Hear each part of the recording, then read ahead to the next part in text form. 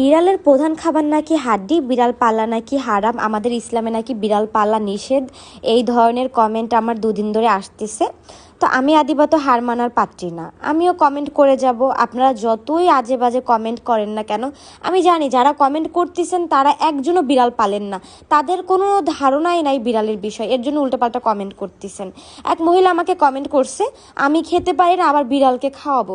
উনি নিজে খেতে পারে না, কিন্তু উনি এমবি কিনে ফেসবুকে এসে কমেন্ট করতে পারে, ওনার কাছে সেই টাকাটা থাকে। আমি আমার বিড়ালকে কি খাওয়াবো সেটা আমার একান্তই বিষয়। এখন আসি, আমাকে যারা বলছেন যে বিড়াল পালা নাকি হারাম, আচ্ছা হাদিস কি আপনারা নিজেরা বানান? আমাদের যে প্রিয় নবী বিড়াল পালছে সেটা কি আপনারা জানেন? আরেকজন বলছে আমাকে যে বিড়ালের প্রধান খাবার হচ্ছে হাড্ডি, ওদের খাবার নাকি ওরা নিজেরাই জুগিয়ে নিতে পারে। আপনি যে বললেন বিড়ালের প্রধান খাবার হাড্ডি, আচ্ছা বিড়ালকে আপনাকে কানে কানে বলছে যে আমি হাড্ডি খেতে পছন্দ করি? এই হাড্ডি কি আদৌ হজম হয়? হাড্ডিগুলো তো কখনোই হজম হয় না। ওদের পটি করতে কি পরিমাণে কষ্ট হয় আপনাদের ধারণা আছে? হাড্ডিগুলো কোথায় থাকে? আপনারা একটু ভেটের পরামর্শ নেবেন, আপনাদের সাথে ফাও তর্ক আমি করতে যাব না। আমি তো আমার বিড়ালদেরকে হাড্ডি মাংস দুইটাই এক জায়গায় দিলাম, কই ওরা তো হাড্ডি ছুঁয়েও দেখলো না।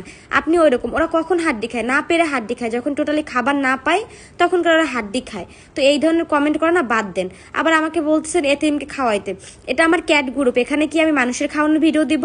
হ্যাঁ, আমাকে ইসলাম শিখাইতে আসবেন না, আমার কবরে আপনি যাবেন না, তাই না? বিড়ালকে খাওয়াইলে নাকি আমি কবরে যাইতে পারবো না, জান্নাতে যাইতে পারবো না? আমাকে নিয়ে আপনার এত চিন্তা কেন ভাই? আপনার চিন্তা আপনি করেন না, আপনি কোথায় যাবেন? এই যারা যারা কমেন্ট করতেছেন, জানি আমি একজনও বিড়াল পালেন না।